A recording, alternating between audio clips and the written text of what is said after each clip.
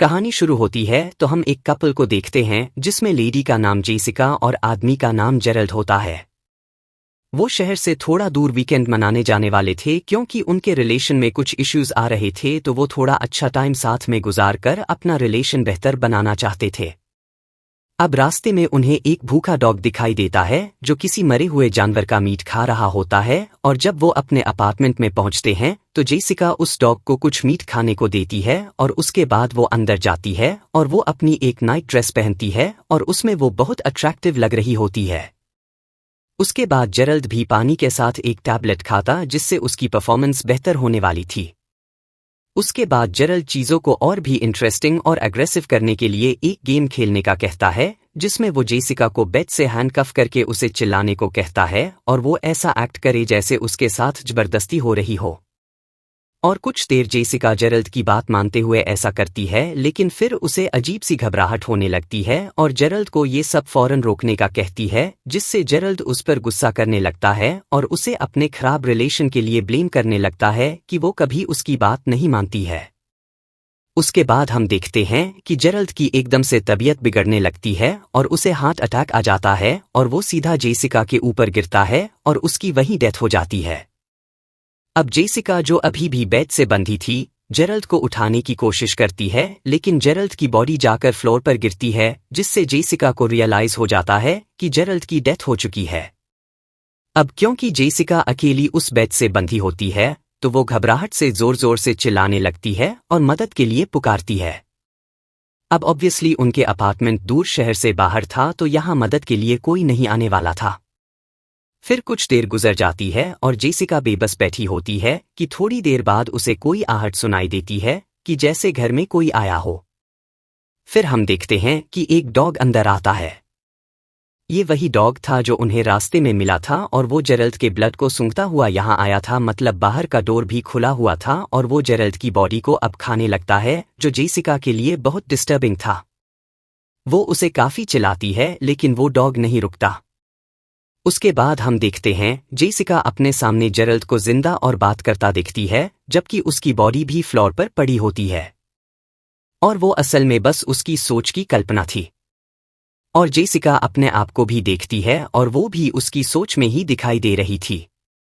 और वो जेसिका उसे यहाँ से बचने के तमाम पॉसिबल रास्तों के बारे में डिस्कस करने लगती है। और अब काफी देर हो चुकी थी और जेसिका भूख प्यास की वजह से बहुत निढाल हो चुकी थी। और यहाँ उसकी कल्पना वाली जेसिका बात करती है और उसे बताती है कि इस बेड की शेल्फ पर पानी का ग्लास रखा हुआ है। तो वो जेसिका अपने ड्रेस की मदद से स्ट्रॉ बनाकर वो पानी पीती है। और अब जेसिका को बहुत कमजोरी महसूस होती है क्योंकि उसने कुछ भी खाया नहीं था, तो उसे नींद आ जाती है। और आधी रात जब उसकी आंख खुलती है तो वो अपने सामने एक लंबे आदमी को रूम में खड़ा देखती है और वो बिल्कुल मॉन्स्टर की तरह दिखाई दे रहा होता है। जेसिका उसे देखकर डरती है, लेकिन उसे ये भी अपनी कल्पना ही लगती है। और फिर वो आदमी उसे अपना बैग दिखाता है और उसमें बोन्स और रिंग्स थीं, और वो आदमी जेसिका को बस इतना ही कहता है कि यू आर सेफ, और जेसिका बस यही रिपीट कर रही होती है कि तुम रील नहीं हो, तुम रील नहीं हो। उसके बाद वो आदमी चला जाता है और सुबह होने पर इमेजिनरी जेरल्ड सामने आता है और वो जेसिका को डराने लगता है कि वो रात वाला आदमी रील था और जिसे लोग मूनलाइट मॉन्स्टर के नाम से जानते हैं। और मॉन्स्टर के इस नाम से जेसिका अपनी पुरानी यादों में खो जाती है, जहां हम देखते हैं कि जेसिका को उसके फादर ने ही मोलेस्ट किया होता है और उन्होंने इस पूरे इंसिडेंट को ऐसे प्लान किया होता है कि ये जेसिका की गलती थी और वो उसे किसी को ना बताने का कहते हैं। और अपने फादर से डर के जेसिका ने ये बात आज तक किसी को नहीं बताई होती। यही वजह थी कि जब जेरल्ड ने उसे बांधा था तो जेसिका बैड मेमोरीज की वजह से घबरा गई थी।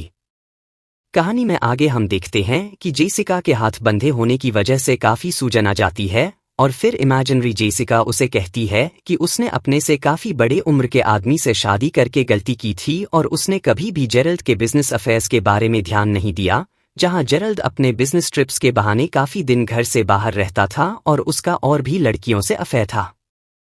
लेकिन जेसिका ऐसे जिंदगी गुजार रही थी जैसे सब ठीक ठाक है और जेरल्ड उसके लिए ठीक है। साथ ही वो ये भी कहती है कि जो रात को मॉन्स्टर आया था वो बस उसकी एक कल्पना थी और रियल नहीं था। लेकिन रील वाली जेसिका का ध्यान अपने रूम के फ्लोर पर जाता है, जहां खून की वजह से किसी के बड़े बड़े पैरों के निशान होते हैं, और जेसिका ये देखकर घबरा जाती है। अब इमेजिनरी जेरल्ड उसे डराने लगता है कि आज रात मूनलाइट मॉन्स्टर फिर आएगा और उसे मार डालेगा।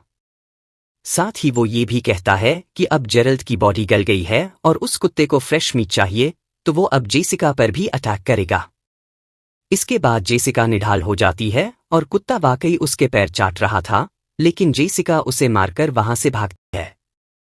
और इसके बाद जेरल्ड कहता है कि थोड़ी देर बाद उसमें इतनी एनर्जी नहीं बचेगी कि वो इस तरह कुत्ते को भगा सके। फिर जेसिका अपनी चाइल्डहुड मेमोरी में याद करती है कि ह्यूमन ब्लड तेल की तरह स्लिपरी होता है, और वो सोचती है कि अगर वो अपने हाथ से ब्लड निकाल ली तो वो उन हैंडकफ से आज़ाद हो सकती है। फिर जेसिका हिम्मत करके पास पड़े ग्लास को किसी तरह तोड़कर उसके टुकड़े उठाती है और अपने ही हाथ पर कट लगाती है, और ब्लड निकलने से हैंडकफ को स्लिप करके बाहर निकालने की कोशिश करती है। इस प्रोसेस में उसकी स्किन भी काफी कट जाती है और बहुत सारा खून जाया हो जाता है। इसके बाद जेसिका हिम्मत करके एक हाथ फ्री कर ही लेती है, और फिर वो कीज तक हाथ ले जाकर अपना दूसरा हाथ भी फ्री कर लेती है। अब वो कई दिनों से भूखी थी और ब्लड लॉस की वजह से भी कमजोर हो जाती है, तो वो जैसे ही खड़ी होती है, गिरकर बेहोश हो जाती है। और रात को जब उसे होश आता है तो वो अपने सामने उसी मूनलाइट मॉन्स्टर को देखती है, और जेसिका उसे देखकर घबरा जाती है, लेकिन बस एक ही बात कहती है, वो रील में नहीं है। वो बार बार ये कहती है कि वो मूनलाइट से बना है, और वो अपनी वेडिंग रिंग निकालकर उसके बैग में डालती है, जिसके बाद वो वहां से चला जाता है। इसके बाद जेसिका हिम्मत करके अपनी कार तक जाती है और वहां से निकल जाती है।